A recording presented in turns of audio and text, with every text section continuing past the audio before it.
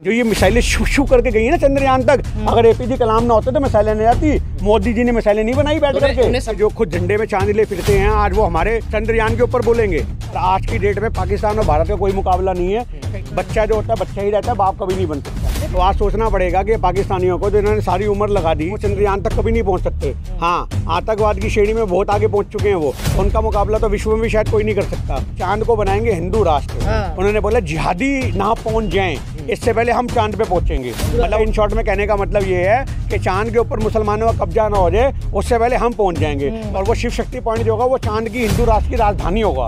अरे कहाँ सोते हैं, इनको दिन रात सपने में चांद नजर आता है। जब से भारत चंद्रयान कामयाब हुआ है, सक्सेसफुल हुई है, इस स्वामी जी का ये दिमाग हो चुका है, मतलब मजाक बना दिया। मैं जाऊंगा जी चांद पे, मैं रहूंगा और वहाँ पे 6x6 का पलंग होगा, आप मेरे बगल में बैठ के ऐसे ही कर रहे होगे वहाँ पे इंटरव्यू, और हम चांद से नीचे देख करके बातें करेंगे और बाकी सारे मुल्क हमारे में लाठी कर रहे होंगे। वाह वाह, मेरा चांद हमारे बाप का हो गया है। बाकी सारे लोग फुद्दू हैं जिन्होंने इतना पैसा लगा के चांद के ऊपर वो करा। तो प्रधानमंत्री जी वैज्ञानिकों से अपने आप को बड़ा वैज्ञानिक मानते हैं। उनको ये लगता है कि चंद्रयान की सक्सेस में सबसे बड़ा हाथ मेरा है, क्योंकि इन्होंने इतने बड़े बड़े आविष्कार करे वो कोई नहीं कर सकता। आप किसी साइंटिस्ट को बोलते नाली की गैस से चाय बना के दिखा दे, मैं आपकी टांग के नीचे से निकल जाऊंगा। अगर बना के मोदी जी ने बनाई और बेची भी है। जो इतने बड़े साइंटिस्ट हैं, उनसे बड़ा साइंटिस्ट कौन हो सकता है? आज बड़े बड़े वैज्ञानिकों तो मोदी जी की घर में फोटो रखनी चाहिए, उससे प्रेरणा लेनी चाहिए। आज जिस को बोला जाता है कि ये जिहादियों का अड्डा है, कॉलेज जामा मिलिया, उसमें से 2 वैज्ञानिक निकल के गए हैं इसरो के। आप समझो अंदर आज सारी मुस्लिम कम्युनिटी को टारगेट करते हो। आप तो अब्दुल कलाम आजाद साहब को भी जिहादी बोलते थे। आज उन्हीं की देन है ये, जो ये मिसाइलें शू करके गई है ना चंद्रयान तक। अगर एपीजे कलाम ना होते तो मिसाइलें नहीं आती। मोदी जी ने मिसाइलें नहीं बनाई बैठ करके। भाजपा के नेता ने बोला था, सांसद ने, उनको जिहादी कार्रवाई हुई नहीं हुई। तो आज की डेट में सोचने की बात है कि हमारे देश को राष्ट्रपति को गालियां पड़ती हैं क्योंकि वो मुस्लिम है। तो उस देश में आप उम्मीद करते हो कि एक आम मुस्लिम जो है वो सुरक्षित रह पाएगा। लेकिन आपने देखा चंद्रयान जो है वो चांद पे पहुंच गया, लेकिन पाकिस्तान में इसका मजाक उड़ाया जा रहा है। कह रहे हैं कि भारत जो है ये ग्राफिक्स बना के पहुंचा दिए बस। देखिए सबसे बड़ी बात यह है कि जो खुद झंडे में चांद ले फिरते हैं, आज वो हमारे चंद्रयान के ऊपर बोलेंगे। तो आज सोचना पड़ेगा कि पाकिस्तानियों को जो इन्होंने सारी उम्र लगा दी, आप समझो, वो चंद्रयान तक कभी नहीं पहुंच सकते। हाँ, आतंकवाद की श्रेणी में बहुत आगे पहुंच चुके हैं वो। उनका मुकाबला तो विश्व में भी शायद कोई नहीं कर सकता। पर आज पाकिस्तान के अंदर जो बैठे हुए लोग हैं, जो ISI के लोग हैं, जो वहाँ की आर्मी है, यही वहाँ की आवाम के लिए भी जहर बन चुकी है। मैं पाकिस्तान का समर्थन नहीं करता, पर वहाँ की आवाम का समर्थन जरूर करता हूँ, क्योंकि वहाँ रहने वाली जो आवाम है वो इतनी पीड़ित है। वहाँ पे दंगों से, वहाँ पे इतने ज़्यादा बमबारियाँ होती हैं, वहाँ बच्चों के स्कूलों में बम फटते हैं। ये सारा माहौल जो है, ऐसे के अंदर चंद्रयान तक पहुँचना उनके लिए सारी जिंदगी का सपना ही है। और ये सपना इनको बहुत अच्छा लगता है और जलन हो रही है शायद। पर जो वहाँ की आवाम ने तो हमें कांग्रेचुलेशन बोला, हमें शाबाशियाँ दी, हमारे कमेंटों में हमें आके लाइक करा। तो आज इससे पता लगता है कि दोनों देशों की जो आवाम है वो नफरत नहीं चाहती, पर दोनों देशों की जो सरकारें हैं वो नफरत को अंजाम दे करके कहीं ना कहीं सियासत को अपनी मजबूत करती है। तो आज सोचने की बात यह है कि आज पाकिस्तान की आवाम जो है वो खुद अपना मजाक बनवा करके सिर्फ और सिर्फ किस लिए, सोशल मीडिया पे फेमस होने के लिए ऐसी बातें बोल रही है। गैस नहीं है, पानी नहीं है, भूखे मर जाते अब तक। तो फिर मतलब उनका सवाल ये नहीं है, वो कह रहे हैं सब कुछ है लेकिन सबके रेट आसमान पे है। आसमान पे तो भारत, आसमान पे तो हमारे यहाँ पे भी है। और सरकार का फेलियर तो हर जगह देखने को मिल रहा है भैया। एशिया की सारी कंट्रियां ही आपको देखने को मिलेंगी। आप ज़्यादा दूर की रहते हो, बांग्लादेश चले जाओ, नेपाल चले जाओ, भूटान चले जाओ, आप उससे भी दूर नहीं जाना तो श्रीलंका चले जाओ। ऐसा बर्बाद हुआ कि वहाँ के नेताओं को पकड़ पकड़ के लोगों ने मारा। तो आज कहीं ना कहीं हमारे देश के अंदर, पर वहाँ के एजुकेशन लेवल की बात करें, वहीं जीरो है जी, जीरो है। पाकिस्तान की बच्चा कहता है कि काफिरों का कब्जा चांद पे हो जाएगा। मेरी बात को समझो, इस बात को, एजुकेशन का लेवल कम है तभी तो ऐसी बातें कर रहे हैं। आप समझो इस बात को। आज भी वहाँ पे घोड़ा गाड़ी, बैलगाड़ी चलती है। आज़ादी के, मेरी बात सुनो, उनकी और हमारी आज़ादी में कितना फर्क था? सिर्फ एक रात का फर्क था। पर आज सोचो कि भारत चांद पे पहुंच गया और वो आज लोग अपने मिशन के लिए सारी जिंदगी लगा रहे तो नहीं पहुंच सकते, क्योंकि उनके दिमाग में जो आपने बोला ये काफिर होना, आज जो इस्लाम के प्रति कट्टरता होना, ये अपने आप में जब उनके अंदर होगी तो आप कोई भी धार्मिक कट्टरता वाला देश कभी तरक्की नहीं कर सकता। एक सवाल और करूंगा मैं पाकिस्तान पे। पहले कुछ दिन पहले मंदिर तोड़ा गया पाकिस्तान के अंदर और हिंदू कम्युनिटी बहुत कम % बची है, और अब एक चर्च भी तोड़ा गया। ऐसे में क्या कहेंगे आप? पाकिस्तान जहाँ हिंदुस्तान चांद पे पहुंच रहा है और वो जो है मंदिर मस्जिद, ये सियासत तो दोनों मुल्कों में है जी। आप उनकी दूर के जा रहे हो। क्या हिंदुस्तान में मस्जिदें नहीं तोड़ी जा रही? बाबरी मस्जिद उसका उदाहरण है। आए दिन मस्जिदें यहाँ भी ढाई जाती हैं। तो आप समझे इस बात को, जिस बंदे का जहाँ पे प्रभुत्व होता है, मजबूती होती है, वो वही काम करता है। उनकी कम्युनिटी वहाँ पे मजबूत है तो वो मंदिरों पर आघात कर रहे हैं। उनकी कम्युनिटी वहाँ पे मजबूत है, चर्चों पर आघात कर रहे हैं। उनकी कम्युनिटी अगर हमारे यहाँ मजबूत होती तो वो भी हमारे यहाँ पे भी सब कुछ करते। तो आज की डेट में देखो भैया, जिसकी लाठी उसकी भैंस है। पर आज की डेट डेट में पाकिस्तान और भारत का कोई मुकाबला नहीं है, कहीं से कहीं तक नहीं है। बच्चा जो होता है बच्चा ही रहता है, बाप कभी नहीं बन सकता। लेकिन गिन्नी जी एक और सवाल है कि कहा जा रहा है कि पाकिस्तान जो चंद्रयान पहुंच गया, अब कह रहा है कि वहाँ हिंदू राष्ट्र बनाएंगे। पहले भारत को हिंदू राष्ट्र बनाने की मांग उठ रही थी, अब कह रहे कि चांद पर भी हिंदू राष्ट्र। देखिए मेरी बात सुनो, हिंदू महासभा के जो एक अध्यक्ष हैं चंद्रपाणी साहब, स्वामी चंद्रपाणी साहब, उन्होंने ये बयान दिया है कि अब चांद को बनाएंगे हिंदू राष्ट्र। मतलब समझो इस बात को। और उन्होंने क्यों बोला है? उन्होंने बोला जिहादी ना पहुंच जाएं, इससे पहले हम चांद पे पहुंचेंगे। मतलब उनका इन शॉर्ट में कहने का मतलब ये है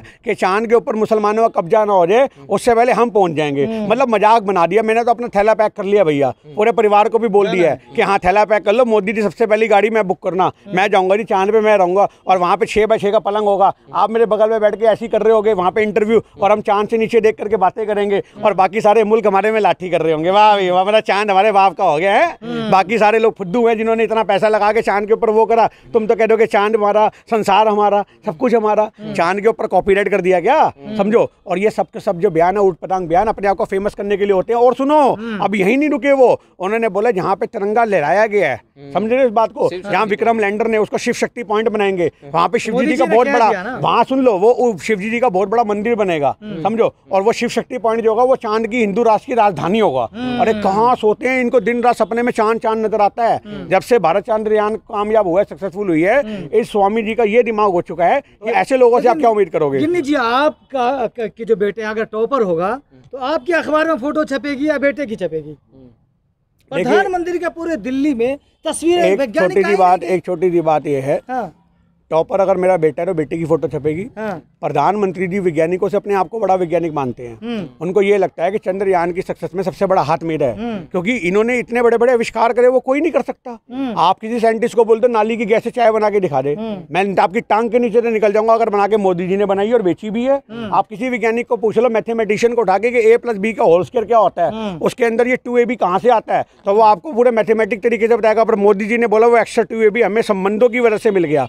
जो इतने बड़े मैथमेटिशियन हैं, जो इतने बड़े साइंटिस्ट हैं, उनसे बड़ा साइंटिस्ट कौन हो सकता है? आज बड़े बड़े वैज्ञानिकों तो मोदी जी की घर में फोटो रखनी चाहिए, उससे प्रेरणा लेनी चाहिए कि रही कहीं कसर हमारे में अगर कोई रह गई है तो बाबा जी उसको पूरी करो। हम हाथ जोड़ते हैं, मोदी जी हमें कुछ सिखाओ। साइंटिस्ट जाएंगे ट्यूशन लेने के लिए मोदी जी से। तो इसका श्रेय किसको जाना चाहिए? अगर प्रधानमंत्री, क्योंकि प्रधानमंत्री और विपक्षी जो प्रधानमंत्री के पक्ष के लोग हैं वो कह रहे हैं कि 70 सालों में तो कोई चंद्रयान क्यों नहीं पहुंचा? देखिए एक छोटी सी बात आप याद रखो, पहुंचा भी तो आपने जवाहर पॉइंट नाम एक छोटी सी बात आप याद रखो,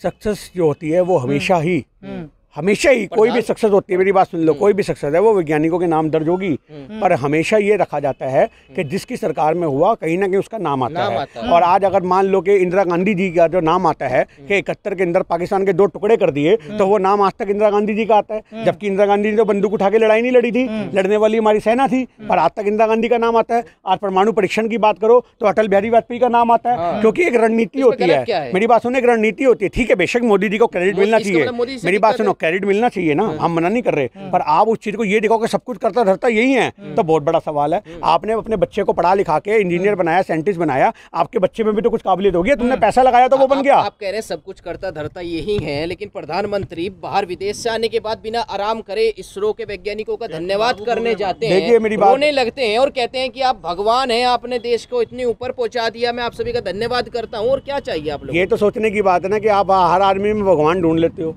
हमें तो नहीं नजर आते।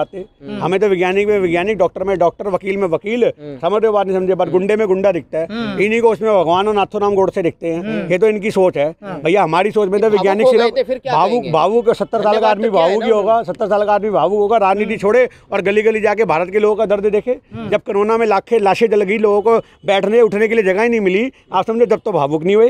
हर समय भावुक हो जाते हैं, इनके पास कुछ रह ही नहीं कि 2 आंसू निकालो, हिंदुस्तान के लोग उस पर फिदा हो जाते हैं। लेकिन गिन्नी जी एक सवाल है, जब चंद्रयान चांद पे पहुंचा तो पूरा भारत खुशी मना रहा था, लेकिन जो मीडिया वाले हैं वो मदरसे में जाकर मुसलमानों से पूछ रहे हैं आप खुश है कि नहीं। आखिर मुसलमान से ये सवाल क्यों किया जा रहा था? क्योंकि इसलिए किया जा रहा था क्योंकि आज की डेट में जो कमजोर मुसलमान हैं उनका मजाक बनाया जा रहा था। उन्हें ये कहा जा रहा था कि देखो तुम कमजोर हो और ये हमने किया, जबकि उन मुसलमानों को ये जवाब देना नहीं आया कि इसके अंदर जो साइंटिस्ट हैं वो भी मुसलमान भी हैं। आप समझो, आज जिस को बोला जाता है कि ये जिहादियों का अड्डा है कॉलेज जामिया मिलिया, उसमें से 2 वैज्ञानिक निकल के गए हैं इसरो के, आप समझो अंदर। तो आज की डेट में आप किसी भी तरीके से आज सारी मुस्लिम कम्युनिटी को टारगेट करते हो। आप तो अब्दुल कलाम आज़ाद साहब को भी जिहादी बोलते थे, आप समझो इस बात को। APJ कलाम साहब को आज उन्हीं की देन है ये, जो ये मिसाइलें शू करके गई है ना चंद्रयान तक। अगर APJ कलाम ना होते तो मिसाइलें नहीं जाती। मोदी जी ने मिसाइलें नहीं बनाई बैठ करके, उन्हें सम्मान दिया तो था, उन्हें भारत रत्न बड़ा सम्मान दिया उनके। भी बनाया। मेरी बात सुनो, आप सम्मान की बात करते हो, उनको कार्रवाई हुई।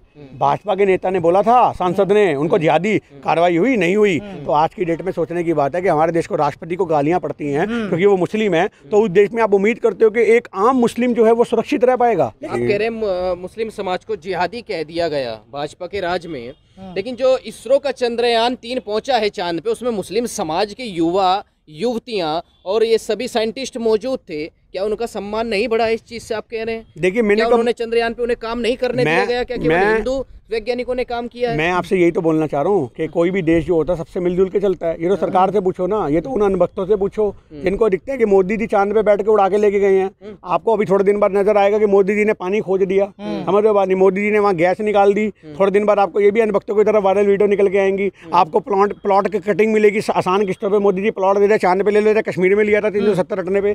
कितनों ने लिया? आपने लिया 370 रटने पे। आज तक 370 रटने पे आप जम्मू नहीं गए होगे, पर बकलोली करने में सारे सबसे आगे थे। मैं फ्लैट लूंगा, अब तो मैं भी शादी करूंगा। अरे तुम्हारे को जम्मू कश्मीर की लड़कियां अपनी नोक बराबर नहीं रखती, और जो तुम कह रहे हो कि मुझे शादी करेंगे। आप कह रहे हैं मोदी जी ने कुछ नहीं कहा, कुछ लोग किया, साइंटिस्ट ने किया। कुछ लोग ये कहते हैं कि मोदी जी ने कम से कम उस पॉइंट का नाम शिव शक्ति तो रखा, जो पॉइंट रोवर जहाँ उतरा उसका नाम तिरंगा तो रखा। आपने तो सीधा ही जवाहर जी को उसका, कांग्रेस को उसका अधिकार मान लिया, अधिकारी मान लिया। देखिए जवाहर पॉइंट क्यों नाम रखवाया? देखिए ये जान के मोदी जी ने रखा है, क्योंकि मैंने आपको बता दूं कि सियासत कैसी की जाती है वो मोदी से बेटर कोई नहीं जानता। आपको पता है, मेरी बात सुन लो, मेरी बात सुन लो। वो तो अपना पुतला बना रहे हैं, जवाहरलाल नेहरू तो नहीं बनवाया। आपको पता है पटना के अंदर, पता है आपको, पटना के अंदर विश्व का सबसे बड़ा पुतला बन रहा है मोदी जी के नाम, जो 31 दिसंबर के अंदर मुहूर्त है उसका। आपको पता है 200 फुट की इमारत, 200 मीटर की, जो आपका ये इन्होंने सरदार पटेल का बनाया, वो भी 185 मीटर का है। सरदार पटेल की मूर्ति से बड़ी अपनी मूर्ति बना रहा है। जो आदमी जिंदा रहते अपनी मूर्तियां बना दे, अपने नाम के स्टेडियम रख दे, उसको आपको नहीं लिखेगा कि वो कितना बड़ा गेम खेल रहा है। आज ये तो कहने की बात थी, जान के कांग्रेस को नीचा दिखाना था। अगर कांग्रेस ने उसका नाम जवाहर पॉइंट ना रखा होता तो 101% मोदी जी उसका नाम रखते मोदी पॉइंट। आप क्या लगा रहे हो इस बात को? कैसे अंधभक्तों को लुभाना, कैसे खुश करना, ये मोदी से अच्छा कोई जानता नहीं है।